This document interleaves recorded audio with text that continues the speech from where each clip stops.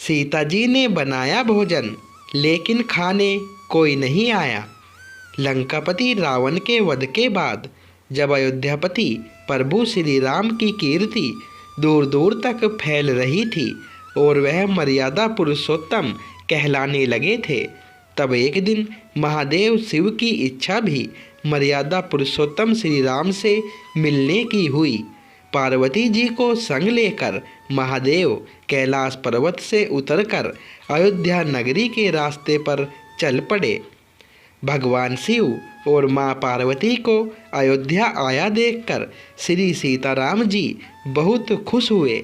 माता जानकी ने उनका उचित आदर सत्कार किया और स्वयं भोजन बनाने के लिए रसोई में चली गई। इस बीच भगवान शिव ने श्री राम जी से पूछा, आपके सेवक हनुमान जी दिखाई नहीं पड़ रहे हैं। श्री राम बोले, वे बगीचे में है। शिव जी ने श्री राम जी से बगीचे में जाने की अनुमति मांगी और पार्वती जी का हाथ थामकर बगीचे में आ गए। बगीचे की खूबसूरती देखकर उनका मन मोहित हो गया। आम के एक घने वृक्ष के नीचे हनुमान जी दीन दुखिया से बेखबर गहरी नींद में सोए थे और एक लय में खराटों से राम नाम की ध्वनि उठ रही थी। चकित होकर शिवजी और माता पार्वती एक दूसरे की ओर देखने लगे। माता पार्वती मुस्कुरा उठी और वृक्ष की डालियों की ओर इशारा किया। राम नाम सुनकर पेड़ की डालियां भी झूमने लगी थी और इनके बीच से भी राम नाम उच्चारित हो रहा था। शिवजी इस राम नाम की धुन में मस्त मगन होकर खुद भी राम राम कहकर नाचने लगे। माता पार्वती जी ने भी अपने पति का अनुसरण किया और अपने कोमल पांव थिरकाने लगी।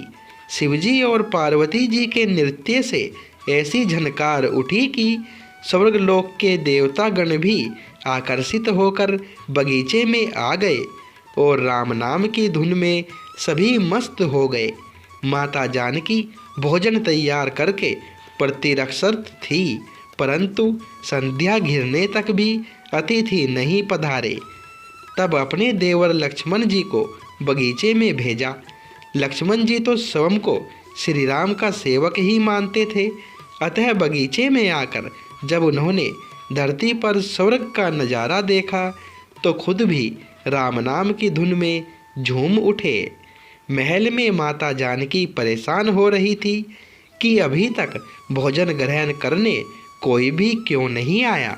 उन्होंने श्री राम जी से कहा, भोजन ठंडा हो रहा है, चलिए हम ही जाकर बगीचे में से सभी को ले आएं। जब सीताराम जी बगीचे में गए तो वहाँ राम नाम की धूम मची हुई थी।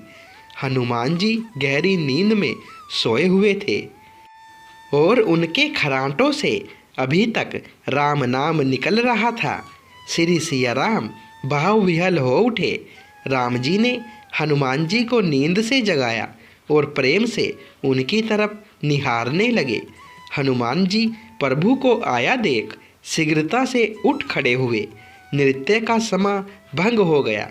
शिवजी खुले कंठ से हनुमान जी की राम भक्ति की सराहना करने लगे। हनुमान जी संकुचाए लेकिन मन ही मन खुश हो रहे थे। श्री सिया राम ने भोजन करने का आग्रह भगवान शिव जी से किया।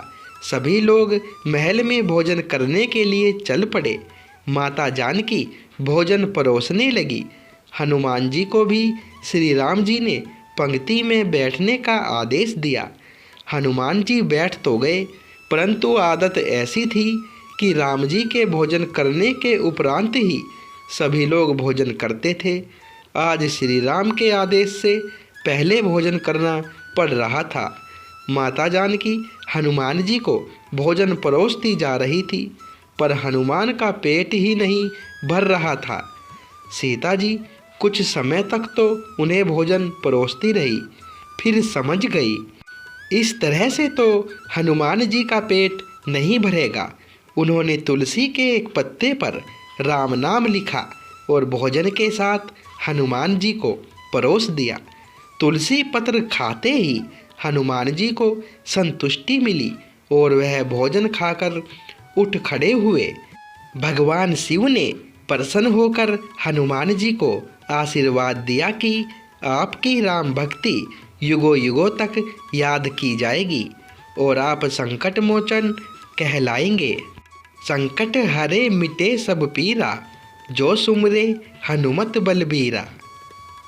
दोस्तों, वीडियो पसंद आई हो तो वीडियो को लाइक करें, शेयर करें और चैनल को सब्सक्राइब करें। धन्यवाद दोस्तों।